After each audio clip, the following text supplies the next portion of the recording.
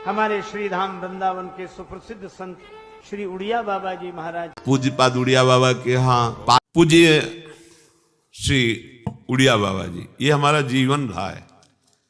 ये जो ग्रंथ है, ये जैसे कोई नशा करने वाला, मान लो जैसे अफीम या और नशा, वो उसके बिना जी नहीं सकता, ऐसे केवल इस ग्रंथ के बिना हम नहीं जी सकते थे। जहां कहीं जरा सा मानसिक विच, तत्काल कोई न कोई सूत्र एकदम काट के सब खत्म, शांत एकदम। ये हजारों सालों से संतों ने ईश्वर के रूप को दिखाया और जगत का मार्गदर्शन किया। हिंदुस्तान के ऐसे ही महान संतों में एक हैं उड़िया बाबा, जो आज भी अपने चमत्कारी स्वरूप से आम जन को दिशा दे रहे हैं, जीवन जीने की प्रेरणा दे रहे हैं। उड़िया बाबा को प्रेमी भक्तों, जय श्री राधे। प्रातः स्मरणीय पूज्यपाद श्री उड़िया बाबा जी महाराज के जो उपदेश हैं, जिसमें संत महिमा के बारे में भक्तों ने महाराज जी से प्रश्न किया, और इसी उपदेश में हमारे वृंदावन में इस समय श्री प्रेमानंद जी महाराज जो है, महाराज जी के उपदेशों पे बहुत अच्छा अपना प्रवचन इसी को कर चुके हैं। आप उसे भी श्रवण कर सकते हैं। प्रश्न किया महाराज जी से कि महापुरुष या महात्मा किसे कहते हैं। जब पता ही नहीं है हमको पहचानने की, तो उसको श्री महाराज जी ने पहचान के लिए ज्ञान दिया है, कैसे समझें कि ये महापुरुष है या महात्मा है। उत्तर में श्री महाराज जी कहते हैं कि जिनके अंदर दैवी संपत्ति और भगवत प्रेम परिपूर्ण हो, जिनकी दृष्टि बिना ही दृश्य के स्थिर हो, और जिनके प्राण बिना प्राणायाम के स्थिर हों, और जिनका मन बिना अवलंब के स्थिर हो, उसे महापुरुष कहते हैं। आप समझ गए होंगे। इसका अर्थ है कि वह प्रत्येक इंद्रिय के द्वारा अपने को दमन कर चुका है और उसका मन एकाग्र हो चुका है, ऐसा होता है महापुरुष। फिर श्री महाराज जी से प्रश्न किया भक्तों ने कि महापुरुष की पहचान कैसे होती है। महाराज जी ने उत्तर दिया कि महापुरुष की पहचान और भगवान की पहचान एक ही है। अब बताइए, महाराज जी ने कहां से कहां जोड़ दिया महापुरुषों के लिए। यहां तक कह दिया कि भगवान की और महापुरुषों की एक ही पहचान होती है। क्रोध, काम, क्रोधादि युक्त मनुष्य तो महापुरुष हो ही नहीं सकता, और भगवान की पूर्ण पहचान होने से महापुरुष की पहचान होती है। प्रश्न हुआ, महाराज जी से प्रश्न किया कि उनके पहचानने का सरल उपाय क्या है। श्री महाराज जी कहते हैं, मान, क्रोध और धन का त्याग ही मैंने मुख्य उपाय माना है। इनका त्याग होने से कामादि विकार स्वतः नष्ट हो जाएंगे। महापुरुषों में कोई विरक्त और कोई गृहस्थ होते हैं। आप समझ रहे हो, महाराज जी ये कह रहे हैं कि ऐसा नहीं है कि महापुरुष केवल विरक्त ही हों। ये कह दिया श्री महाराज जी ने कि गृहस्थ भी महापुरुष हो सकते हैं। गृहस्थ महापुरुष जो होता है, उसके बारे में महाराज जी कहते हैं कि गृहस्थ महापुरुष अन्यायोपार्जित धन के त्यागी होते हैं। कहने का अर्थ है महाराज जी का, को अन्याय का पैसा, अधर्म का पैसा, वह जो है नहीं कभी अपना कमाते हैं। और विरक्त तो धन के सर्वथा त्यागी होते हैं। मान और क्रोध का त्याग दोनों में ही होता है। फिर प्रश्न हुआ कि महाराज जी कैसे पूछने लगे कि महापुरुषों में काम क्रोध रहते हैं या नहीं। महाराज जी बोले कि लेश मात्र भी काम क्रोध नहीं रहते, उनमें काम क्रोध आदि का अत्यंत अभाव होता है।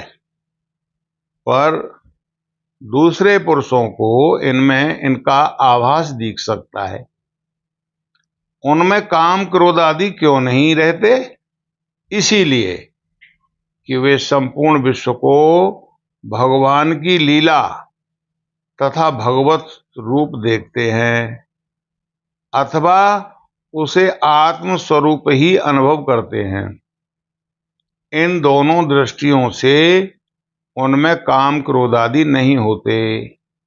ओमाजे राम चरण रत विगत काम मद क्रोध निज प्रभु मैं देखहि जगत कासन करहि विरोध।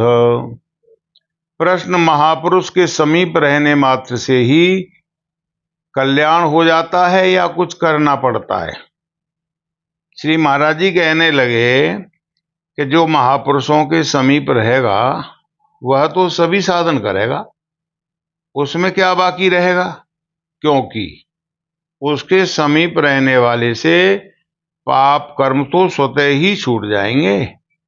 निरंतर सत्संग की बातें सुनने से उससे साधन भी कुछ न कुछ बनेगा ही। महापुरुषों का सत्संग एक प्रकार से भजन ही है। जिस वासना से भक्त महापुरुषों के समीप रहेगा उसी की उसे प्राप्ति होगी। यदि यह महापुरुष में सचमुच प्रेम रखता है तो और कुछ भी करने की आवश्यकता नहीं है। केवल उनमें जो प्रेम है वही सब कुछ करा लेगा। प्रश्न, महापुरुष में अपनी शक्ति के अनुसार विश्वास होने पर भी उनके संग से जैसा लाभ होना चाहिए वैसा क्यों नहीं होता? उत्तर, श्री महाराज जी कहते हैं श्रद्धा की कमी के कारण नहीं होता। प्रश्न, श्रद्धा कैसे हो? श्री महाराज जी बोले, निष्काम कर्म और भजन करने से महापुरुषों में और परमात्मा में श्रद्धा होगी। प्रश्न, भगवत दर्शन केवल संत कृपा से हो सकते हैं या नहीं? उत्तर, श्री महाराज जी कहते हैं यद्यपि भगवत दर्शन कृपा साध्य है तथापि ऐसे महात्मा प्राय देखने में नहीं आते। हाँ, शास्त्रों में इसके अनेकों प्रमाण मिलते हैं। इसीलिए भगवत दर्शन तथा भगवत प्राप्ति के लिए 4 उपाय ये भी हैं। कौन कौन से 4 उपाय हैं?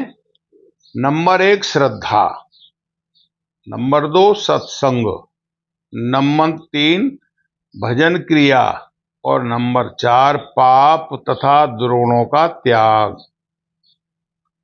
भगवान में आसक्ति होने से विषयों में वैराग्य होगा। भगवान में आसक्ति हुए बिना विषयों में वैराग्य नहीं हो सकता। चाहे कोई परमहंस या दिगंबर ही क्यों न हो जाए, भगवत प्राप्ति के लिए भगवान में आसक्ति करनी चाहिए। उनमें आसक्ति होने का मुख्य उपाय है उनका चिंतन। वह चिंतन भी 4 प्रकार से होता है। उनके नाम का जप, उनके स्वरूप का ध्यान, उनके गुणों का श्रवण और कथन अर्थात सत्संग तथा नंबर 4 उनकी पूजा सेवा। इन साधनों का निरंतर तीव्र अभ्यास होने से भगवान में आसक्ति हो सकती है। प्रश्न, सच्चे सन्यासी की पहचान क्या है महाराज जी? उत्तर, महात्माओं की भक्त ही भगवान की पहचान कर सकते हैं। जो महात्माओं के भक्त नहीं हैं वे उन्हें कैसे पहचानेंगे? प्रश्न, साधु के कर्तव्य क्या हैं? उत्तर, किसी की बुराई भलाई न करे। नंबर 2, भले से भला और बुरे से बुरा न कहे। अर्थात दोनों से उदासीन रहे। नंबर 3, अपनी निंदा स्तुति में हर्ष शोक से रहित रहे। नंबर 4, किसी प्रकार का असद चिंतन न करे तथा अपने लक्ष्य पर स्थिर रहे। प्रश्न, महाराज जी, महात्मा और दुरात्मा के लक्षणों में क्या अंतर है?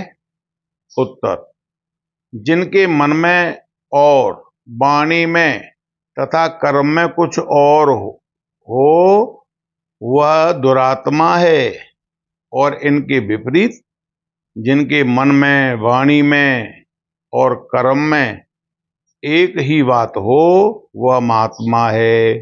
मनस्य न्यसद वचनस्य नसद कर्मण्यसद दुरात्मनाम। मनस्य एकम वचस्य एकम कर्मण्येकम महात्मनाम। प्रश्न, महाराज जी, महात्मा के दर्शन करने का क्या फल है? उत्तर, महाराज जी कहते हैं कि महात्मा के दर्शन से पाप टल जाते हैं। यह तो साधारण फल है। मुख्य फल तो यही है कि महात्मा के दर्शन करके अंत में दर्शन करने वाला महात्मा ही हो जाता है। प्रश्न, महात्मा के दर्शन के लिए जाते समय प्रसाद क्यों ले जाना चाहिए तथा महात्मा के प्रसाद से जो हाथ से मिलता है उससे क्या लाभ है? उत्तर, प्रसाद या भेंट ले जाने से सेव्य और सेवक का भाव की पुष्टि होती है। भगवान, देवता, महात्मा और गुरु ये सब एक ही हैं। इनके पास भेंट लेकर जाने से अपना सेवक भाव पुष्ट होता है। अतः महात्मा के पास खाली हाथ नहीं जाना चाहिए। इसी प्रकार जो महात्मा के हाथ से स्वयं प्रसाद ग्रहण करते हैं उनका अंतःकरण शुद्ध होता है। नंबर 1, सूर्य के उदय होने से अंधकार का नाश होता है, पदार्थों का प्रकाश होता है और शीत जाता रहता है। इसी प्रकार महात्मा के पास जाने से अज्ञान रूपी अंधकार का नाश होता है, अच्छे बुरे का ज्ञान होता है और संसार भय रूपी शीत निवृत्त हो जाता है। नंबर 2, गंगा पापों का नाश करती है, कल्प वृक्ष कामनाओं की पूर्ति करता है, चंद्रमा से उष्णता की निवृत्ति होती है, किंतु महात्मा के संग से ये तीनों एक साथ प्राप्त हो जाते हैं तथा ज्ञान की प्राप्ति भी होती है, जिससे जीव कामना रहित हो जाता है। नंबर 3, भगवान के सच्चे प्रेमी को ही सत्पुरुष कहते हैं और सत्पुरुष ही सद्गुरु हो सकता है। नंबर 4, महात्मा की बाह्य क्रियाओं पर ध्यान न देकर उनकी अंतरंग धारणा देखनी चाहिए। नंबर 5, जो संत महात्माओं और भक्तों का भक्त होगा वह भगवान का भक्त अवश्य होगा, और जो भगवान का भक्त होगा वह संत महात्माओं और भक्तों का भक्त अवश्य होगा। तुलसीदास जी कहते हैं कि निष्किंचन इंद्रिय दमन राम रमण एकतार, तुलसी ऐसे संत जन विरले आ संसार। नंबर 7, संत महात्माओं की सेवा से यह फल होता है कि उनके शुद्ध परमाणु निकलकर सेवा करने वाले के अंदर चले जाते हैं, और पापी मनुष्य की सेवा करने से पाप के परमाणु भीतर जाते हैं। इसीलिए पापी की सेवा न कर महात्माओं की सेवा करनी चाहिए। नंबर 8, एक बार की बात है कि मैं एक बूढ़े विद्वान पंडित के घर भिक्षा करने के लिए गया। महाराज जी कहते हैं इस बात को, और भिक्षा पा लेने के उपरांत मैंने पंडित जी से कहा कि पंडित जी आप वृद्ध हो गए, घर में पुत्र पौत्र सभी हैं, घर की कोई चिंता नहीं, अब आप कहीं भी श्री गंगा तट पर एकांत और शांत स्थान में निवास करें। पंडित जी ने कहा, गंगा कहती है कि जिसने पर स्त्री, पर द्रव्य और पर निंदा से अपने को पृथक रखा है, उसके लिए मैं प्रतीक्षा करती हूं, अपने को पवित्र करने के लिए। नंबर 9, महाराज जी कहते हैं कि गंगा जी का महात्म्य बहुत विचित्र है। एक बार की बात है कि गंगा जी ने भगीरथ से कहा, राजन मैं पुण्य की सदा प्यासी रहती हूं, कलयुग में पाप की प्रधानता रहेगी, तो बताइए मैं क्या करूंगी। भगीरथ ने कहा, तुम्हारे दिव्य तट पर घोर कलयुग में भी विरक्त, विद्वान, भक्त, तत्वदर्शी विचरण करते रहेंगे, इससे तुम्हारा तट सदैव पवित्र रहेगा, वे तुम में स्नान करेंगे, इससे तुम पवित्र रहोगी। नंबर 10, संतों की महिमा अपार है। एक जगह कहा है, द्विधा वेदा ब्रह्मचक्रे कांतासु कनकेषु च तासु तेषु विरक्तो यः साक्षात भर्गो नराकृति। विधाता ने ब्रह्म को स्त्री और स्वर्ण इन दो रूपों में बांट दिया है, अतः इन दोनों में जिसे राग नहीं है वह तो मनुष्य रूप में साक्षात भगवान है। ज्ञान योग पराणाम तो पाद प्रक्षालितम जलम भाव शुद्ध्यर्थम अज्ञानाम तत्तीर्थम मुने पुंगव। हे मुने, ज्ञान योग परायण पुरुषों को के पाद प्रक्षालन का जो जल है वह अज्ञानियों की भाव शुद्धि के लिए तीर्थ है। यद्य स्पर्शति पाणिभ्याम यद्यत् पश्यन्ति चक्षुषा स्थावराण्यपि मुच्यन्ते किम पुनः पामराजना। महात्मा जिस जिस को हाथों से छू देते हैं, जिस जिस को आंखों से देख लेते हैं, वे स्थावर वृक्ष आदि भी बंधन से छूट जाते हैं। तो फिर पामर जनों का क्या कहना है, वे तो पाप मुक्त हो ही जाएंगे। श्री महाराज जी कहते हैं कि साधुओं में 4 बातें नहीं देखनी चाहिए। कौन सी बातें? नंबर 1, साधु गोरा है या काला। नंबर 2, किस जाति का है। नंबर 3, कितनी आयु का है। नंबर 4, कुछ पढ़ा है या नहीं। क्योंकि भगवान की भक्ति में गोरा या काला हो, किसी जाति का हो, छोटा हो या बड़ा, विद्वान हो या निरक्षर, इनमें से कोई बात नहीं देखी जाती। नंबर 12, श्री महाराज जी कहते हैं कि संसारी मनुष्य साधुओं को पागल समझते हैं।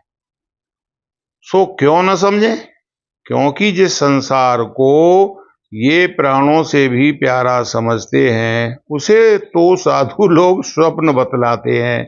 संसारी के लिए स्त्री पुत्र आदि प्राणों से भी बढ़कर है, और साधु उन्हें स्वप्न अथवा माया समझते हैं। अंग्रेजों ने सैकड़ों वर्ष परिश्रम करके रेल निकाली और ये उसे एकदम असत्य बतलाते हैं, फिर भला संसारी लोग उन्हें पागल क्यों न कहें। उनके लिए तो ये सब वस्तुएं ही सब कुछ हैं। सचमुच साधु और सन्यासी लोगों में बड़ा अंतर है। नंबर 13, महाराज जी कहते हैं कि जो सच्चे साधु होते हैं उनका यदि कोई अनादर करे तो उसमें भी वो आनंद मानते हैं। वे अनादर करने वालों से लड़ते नहीं हैं, राजा भरत हरि ने तो भगवान शंकर से वर मांगा कि मुझे कोई आदर से भिक्षा न दे। नंबर 14 श्री महाराज जी कहते हैं कि महात्मा भगवान के स्वरूप ही होते हैं, वे यदि खुदा नहीं होते तो खुदा से जुदा भी नहीं होते। 15 नंबर, भगवान भक्त से प्रेम करते हैं और भक्त भगवान एवं भक्त दोनों से प्रेम करते हैं, किंतु अभक्त भक्त और अभक्त दोनों की ही निंदा करते हैं। उनका स्वभाव ही निंदा करने का होता है, मानो निंदा ही उनका व्यापार है। भगवान को तो भक्त ही प्यारे होते हैं, किंतु भक्त तो भक्त अभक्त सभी को प्यार करते हैं। 16 नंबर, महाराज जी कहते हैं कोई महात्मा के दर्शन करते हैं और किन्हीं के महात्मा दर्शन करते हैं। महात्मा के दर्शन करने से उनसे धीरे धीरे अनुराग होता है और फिर भक्ति की प्राप्ति हो जाती है, किंतु जिनके महात्मा दर्शन करते हैं उन्हें फिर कुछ भी कर्तव्य नहीं रहता, वे संत कृपा से कृतकृत्य हो जाते हैं। 17 नंबर, महात्माओं से 2 चीजें प्राप्त होती हैं। यदि सकाम हो तो जिस वस्तु की इच्छा हो वह मिल जाती है, यदि निष्काम हो तो महात्माओं से तद्रूपता प्राप्त होती है और स्वयं भी महात्मा हो जाता है। नंबर 18, महात्मा और क्रोध में दोनों एक साथ नहीं रह सकते, कि महात्मा कभी क्रोध नहीं करते, उनका क्रोध केवल दूसरों को दिखाने के लिए होता है। महात्मा के अंदर राग द्वेष होते ही नहीं, यही महात्मा का लक्षण है। महात्मा उसी का नाम है जिसमें काम क्रोध आदि का सर्वदा अभाव है।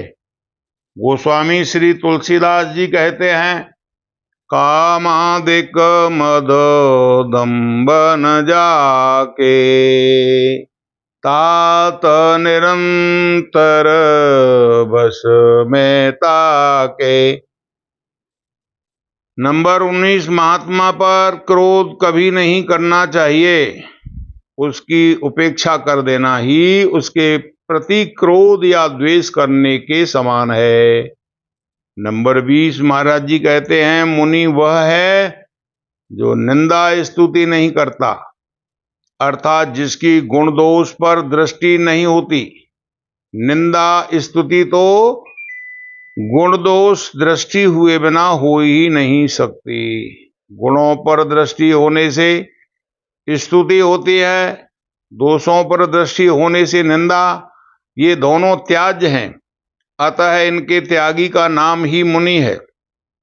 नंबर 21, श्री महाराज जी कहते हैं कि फर्रुखाबाद में मौज बाबा नाम के संत रहते थे। लोग उन्हें पागल समझकर उनसे रात दिन काम कराते रहते थे, यहां तक कि स्त्रियां उनसे खाट बिछवाती, कपड़े धुलवा लेती। एक स्त्री नेह संतान थी, वह जान गई कि ये कोई सिद्ध है, इनसे मैं संतान उत्पन्न कराऊं। उसने उनसे अपना अभिप्राय प्रकट किया, तो वे बोले बस यहीं तक मौज है, आगे मौज नहीं है। इससे मालूम होता है कि सिद्धों में भी कुछ नियम रहता है, वह नियम यद्यपि हर किसी को मालूम नहीं होता, तथापि वे सिद्ध पुरुष कभी अपने नियम से नहीं हटते। नंबर 22, श्री महाराज जी कहते हैं कि महात्माओं का नाम एक नाम निज जन निष्ठुर है। जो महात्मा के निजी सेवक होते हैं उन पर वे बड़े बड़े निष्ठुर रहते हैं, उनके साथ बड़ी कठोरता का बर्ताव करते हैं और सदा ही उन्हें तंग करते हैं। यदि सेवक उस निष्ठुरता को सहन कर लेता है और उसके कारण महात्मा के प्रति उनके अनुराग में किसी प्रकार का अंतर नहीं आता, तो बिना कुछ और साधन किए ही उसका कल्याण हो जाता है। 23 नंबर श्री महाराज जी कहते हैं कि संत महात्माओं के पास रहने से ही ये 9 प्रकार के साधन बन जाते हैं। नंबर 1, संतों के संग रहना, यह सत्संग रूपी पहला साधन है। नंबर 2, उन संतों के मुख से भक्त और भगवान की कथाएं सुनकर उनमें रत हो जाना। नंबर 3, कथा आदि सुनकर उनका विशेष रस मिलने पर संतों में विशेष प्रेम बढ़ जाने से उनके चरण कमलों की सेवा में लग जाना। नंबर 4, श्रवण करते करते उत्कंठा बढ़ जाने पर स्वयं भगवान के गुण गाने लगना। नंबर 5, गुरुदेव से प्राप्त मंत्र में दृढ़ विश्वास होने से उनके जप में तत्पर हो जाना। नंबर 6, सत्संग के प्रभाव से इंद्रियों का दमन होना तथा नाना प्रकार के सांसारिक कर्मों से निवृत्त होकर मन का भगवत भजन में लग जाना। नंबर 7, राग द्वेष की निवृत्ति होकर समबुद्धि का प्राप्त होना और संपूर्ण संसार में भगवत बुद्धि होना। नंबर 8, यथालाभ संतुष्ट रहना, द्वेष तथा तृष्णा का सर्वथा त्याग हो जाना। नंबर 9, चित्त की सरलता, व्यवहार की निश्चलता, केवल भगवान का भरोसा रखना तथा हृदय का हर्ष विषाद एवं दीनता से रहित हो जाना। नंबर 24 पर कहते हैं संतों के कुछ प्रधान गुण ये हैं। नंबर 1, दुखियों के प्रति करुणा। नंबर 2, वेद शास्त्र महात्मा गुरु और परमेश्वर के वचनों में पूर्ण विश्वास। नंबर 3, सत और असत का यथार्थ ज्ञान। नंबर 4, ब्रह्मलोक के पर्यंत संपूर्ण पदार्थों में आसक्ति का अभाव। नंबर 5, ममत बुद्धि से संग्रह न करना। नंबर 6, अंतःकरण में संशय और विक्षेप का अभाव। नंबर 7, पापाचरण का त्याग तथा श्रेष्ठ पुरुषों के कथनानुसार शुभ कर्मों में प्रवृत्त होना। नंबर 8, अपराध करने वाले को किसी भी प्रकार का दंड देने का भाव न रखना। नंबर 9, भारी विपत्ति पड़ने पर भी अपनी स्थिति से चलायमान न होना। नंबर 10, अपने प्रति द्वेष करने वाले से भी द्वेष न करना। नंबर 11, भय का सर्वथा अभाव। नंबर 12, अंतःकरण में इच्छा और वासना का अभाव।